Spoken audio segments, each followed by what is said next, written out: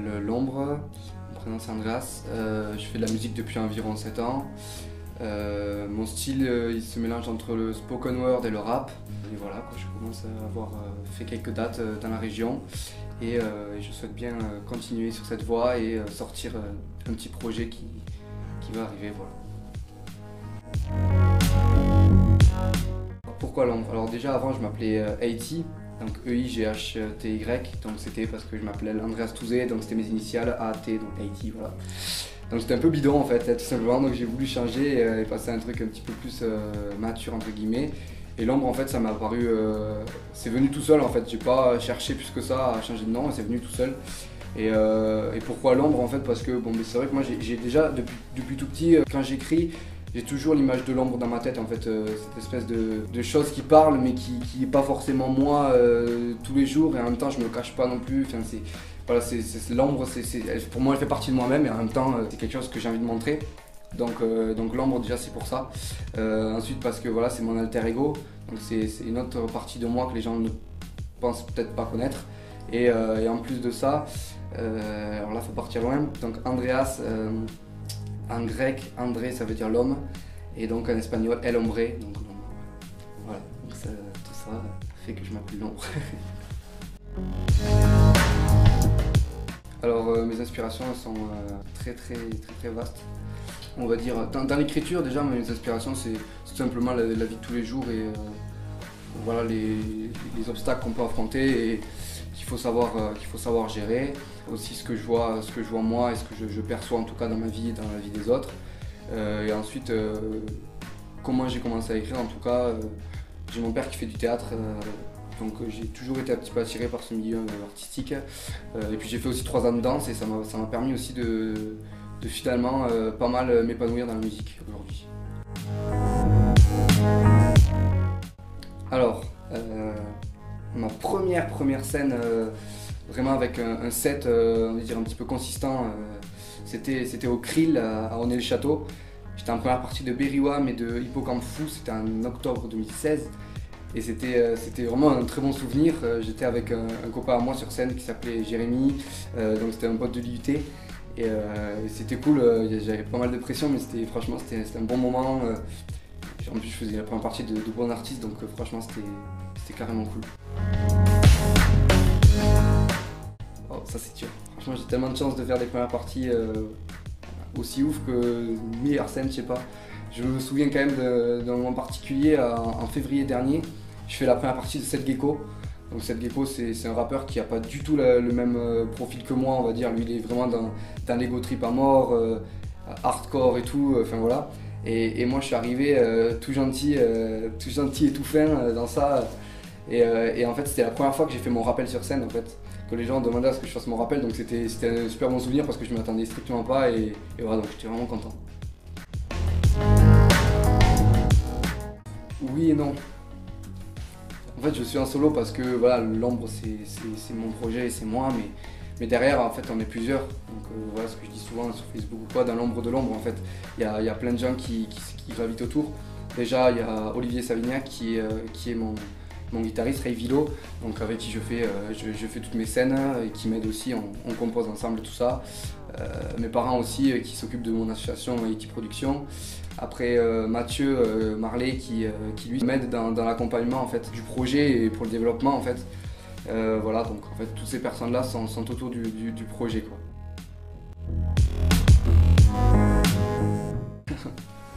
C'est dur, j'écoute vraiment de tout. Top 5. Alors, on va dire du moment Giorgio en 1.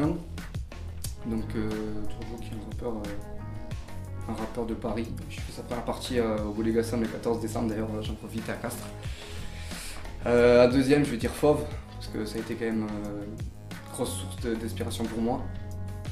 En 3 je vais dire Kabadzi, qui est un groupe qui vient de Nantes je crois, qui était passé par le club à Rodez. Et qui m'a vraiment aussi beaucoup inspiré. Donc, je suis à 3 là. 4 je vais dire Saez. Voilà, Saez qui a des textes qui m'ont toujours vraiment percuté. Et en 5, c'est sûr que je vais en oublier, hein, mais je vais dire Grand Corps Malade, voilà, qui est un maître du slam en France quand même. Franchement, je vais dire Big Flo et Oli. J'en ai rencontré plusieurs, mais c'est vrai que Big Flo et Oli, en fait, ils avaient été on va dire un petit peu à la base, dans le sens où bon, je les avais déjà rencontrés après leur concert qu'ils avaient fait autour de Rodez, tout ça. Mais la rencontre dont j'allais vous parler, en fait, c'est celle du prix d'écriture Claude Nougaro. En fait, j'ai participé au prix d'écriture Claude Nougaro qui est organisé par la région Occitanie l'année dernière. Et en fait, c'était les parrains de cette édition, Big Flo et Oli. Et donc, du coup, c'est vrai que ça a été un petit peu le point de départ de tout, ce prix. Et c'est là que je les ai rencontrés. Et vraiment, ils m'ont vraiment donné de la force, ils ont trouvé ça cool mon projet, tout ça, ils m'ont vraiment encouragé à continuer tout ça. Donc comme c'était un peu le point du départ du projet, voilà, ça a été vraiment marquant pour moi, quoi. Ils étaient vraiment bienveillants et tout sur le projet, donc c'était vraiment cool.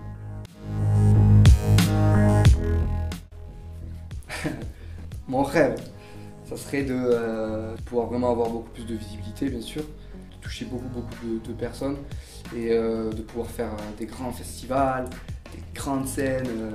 Enfin, voilà, je pense que le rêve de chaque artiste qui souhaite se professionnaliser à un moment donné. Ouais, essayer de combler le plus de gens possible et qu'il y ait le plus de gens possible qui comprennent et qui ressentent en fait vraiment que ma musique rassemble au maximum, quoi. Ça c'est mon plus grand rêve. Alors, ouais, sur le premier projet j'en ai un, donc c'est mon guitariste, Ray Vilo. Et après, dans mes rêves, ouais, à court terme ça serait Giorgio. Voilà.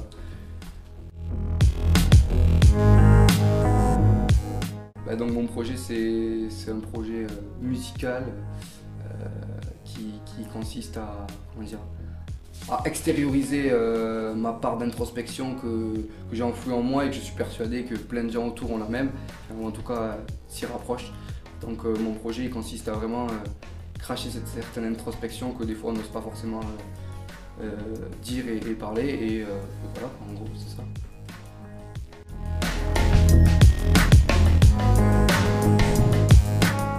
Alors c'est un projet qui est de toute façon à la base et à la racine de l'ombre, c'est-à-dire que moi l'ombre il existe depuis, je dis il parce que c'est mon personnage tout ça, il existe depuis février 2016 et donc ça a été, les morceaux qui sont sur cette EP ce sont les premiers morceaux que j'ai écrits sous l'ombre, donc il existe depuis voilà, 1 an et demi. Et donc il sortira le 11 novembre 2017. Voilà. Et pour fêter cette sortie, il y aura la release party, donc la fête de l'EP qui se tiendra au club à Rodez. Voilà.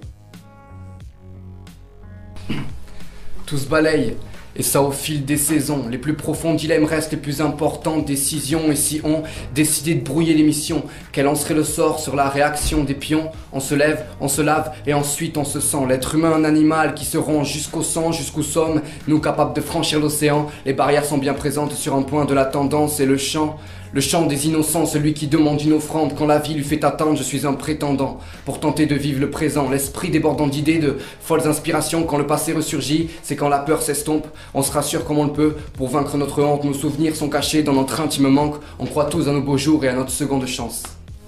Voilà.